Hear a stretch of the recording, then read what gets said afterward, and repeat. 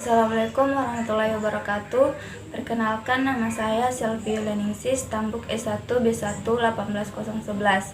Saya di sini akan menjelaskan materi tentang manajemen operasional, yaitu tentang ruang lingkup manajemen operasional serta perencanaan dan pengembangan produk.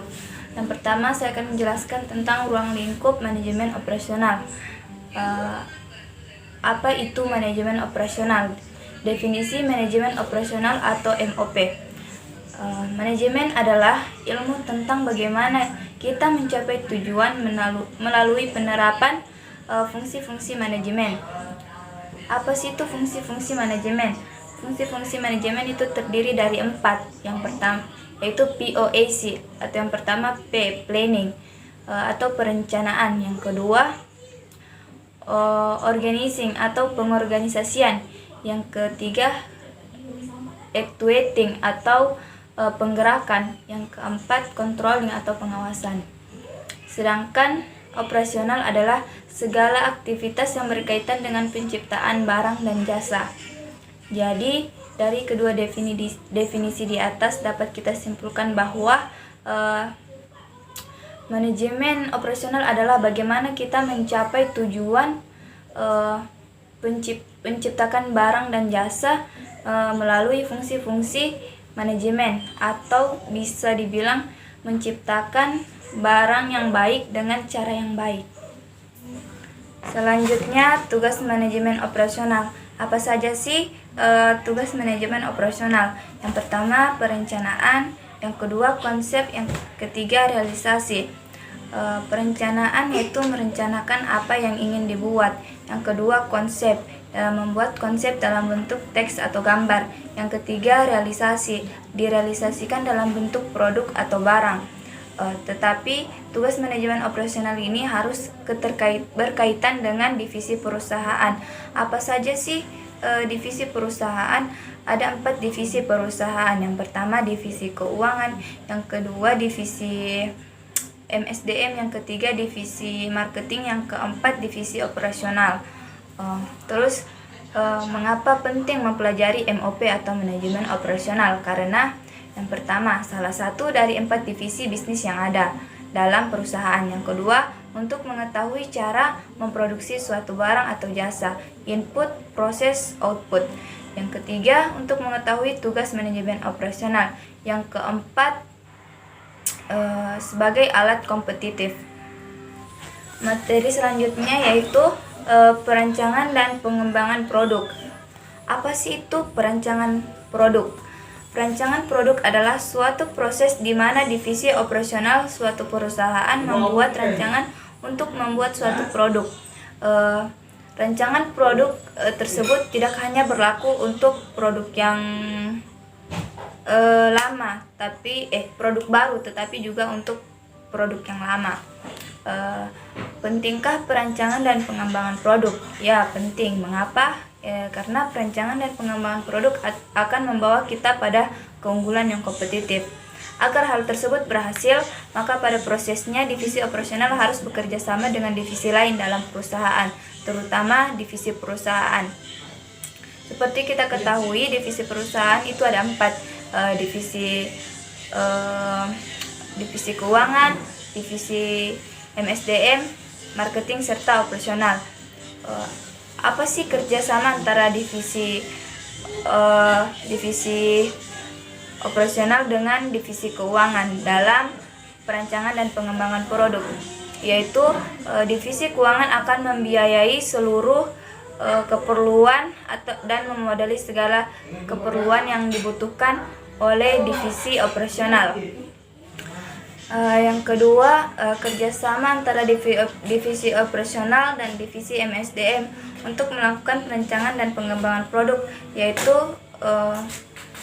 mereka membutuhkan sumber daya untuk melakukan perancangan, karena dari sumber daya didapatkannya ide dan gagasan untuk membuat produk baru ataupun pengembangan terhadap produk lama.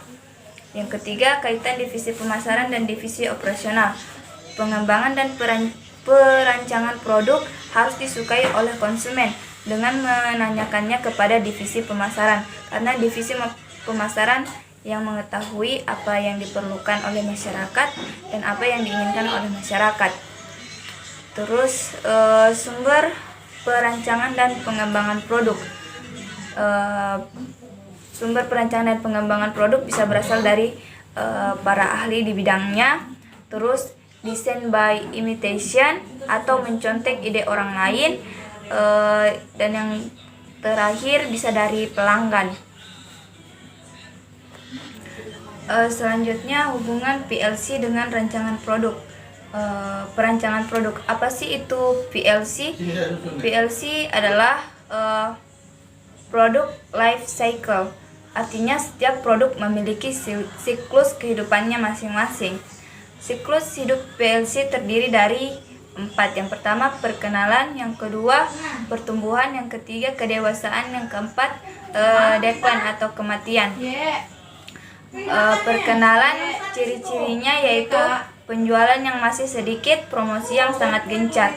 Yang kedua pertumbuhan, penjualan itu semakin meningkat. Yang ketiga kedewasaan,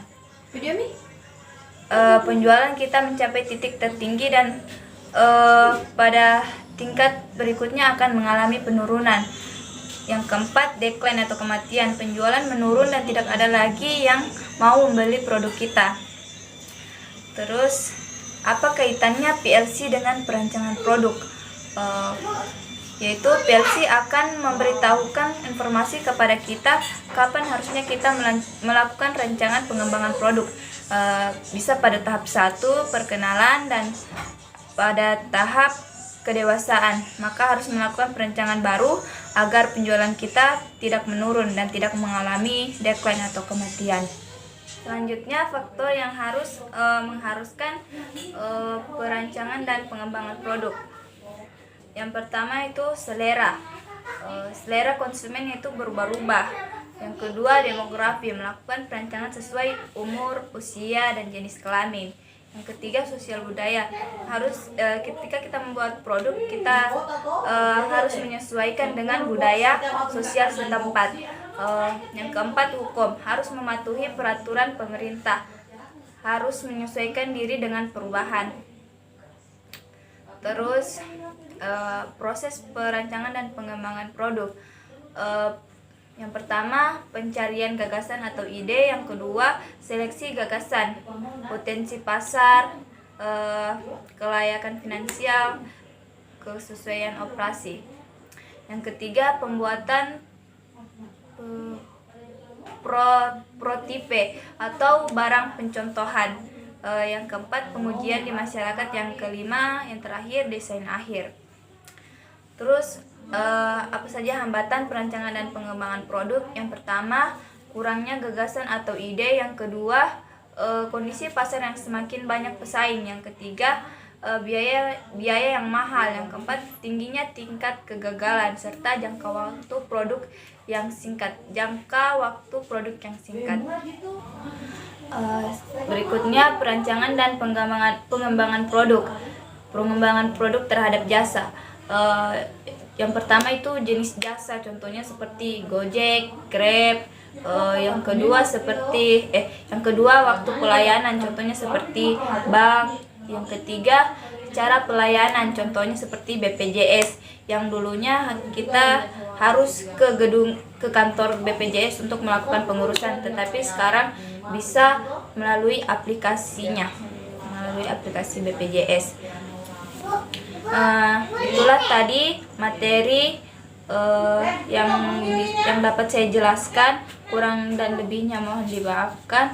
Wassalamualaikum warahmatullahi wabarakatuh.